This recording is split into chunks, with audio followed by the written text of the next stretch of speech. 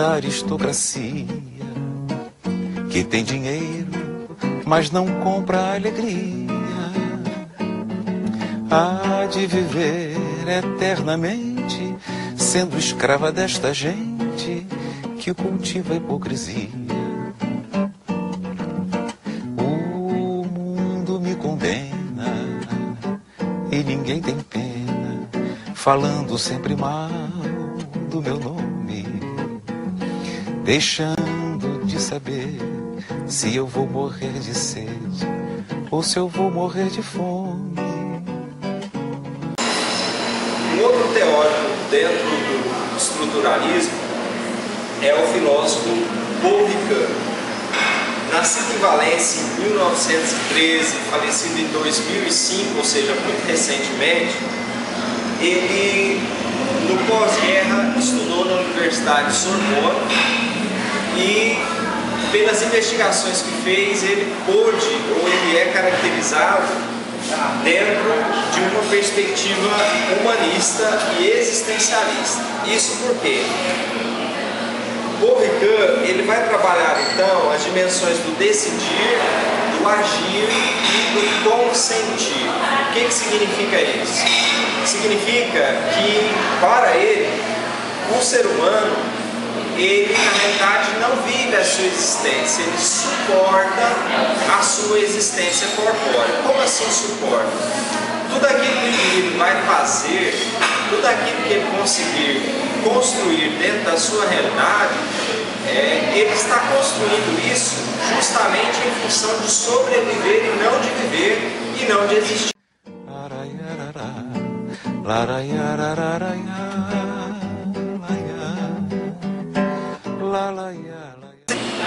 E dentro disso ele faz então uma crítica a três teóricos da história que, segundo ele, vão anular a subjetividade do ser humano. O primeiro deles é Marx, que vai dizer que o ser social determina a consciência, ou seja, de acordo com a minha realidade no mundo, eu vivo a minha subjetividade. Isso é extremamente complicado porque então eu não vivo a subjetividade, mas a minha subjetividade ou existência é um reflexo da realidade que existe fora de mim. O segundo teórico que ele critica é Friedrich Nietzsche, que vai dizer então que a consciência nada mais é que uma máscara da vontade do poder. Isso significa que o ser humano, ele vive durante a sua história um conjunto de relações de poder com os pais, com os patrões, com a sociedade, com as multi-empresas, e que por conta disso ele também não vai viver a sua subjetividade. A única coisa que ele vive, na realidade, é as relações que ele constrói a partir do poder fora de si e não dentro de si. O terceiro é Sigmund Freud, para quem nós não existimos enquanto consciência, nós só existimos enquanto reflexo do id, do ego e do superego. Então, o que chama atenção em Paul Ricoeur é justamente quando ele vai construir então essa percepção de que eu preciso ter consciência daquilo que eu escolho. Se eu não tiver essa consciência do que eu escolho, dificilmente eu vou poder me construir dentro da história e eu vou poder construir a minha história.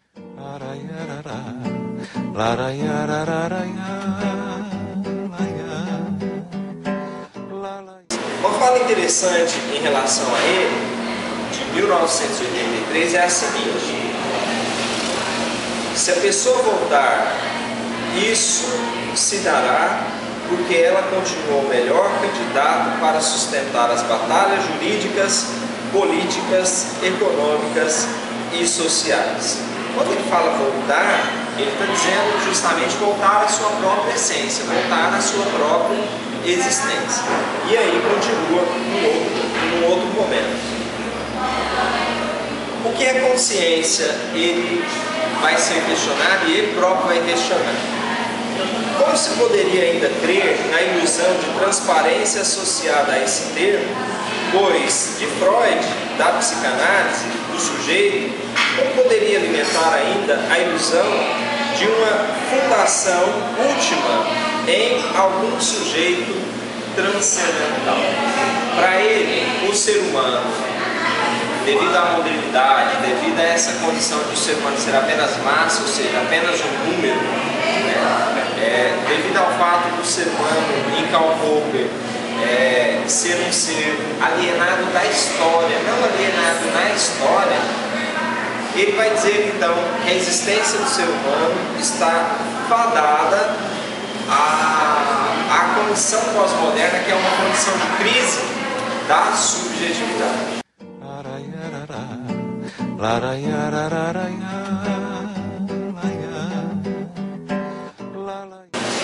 Dentro da filosofia de Ricard, um dos aspectos interessantes é a questão do mal.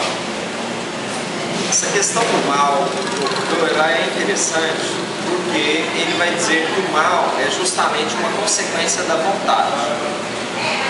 Então o ser humano, ele para se controlar, para se produzir na história, para se perceber filosófica, científica, humana e afetivamente, esse ser humano, ele, se não tiver um desenvolvimento racional importante ou significativo, ele vai construir todo o mundo dele, toda a condição histórica dele, não a partir de si mesmo, mas a partir de um conjunto de necessidades que não são necessidades dele, mas que são necessidades da vontade dele, e que não tem nelas a perspectiva ética de perceber que eu não posso ter tudo, uma vez que eu não sou um ser só no mundo.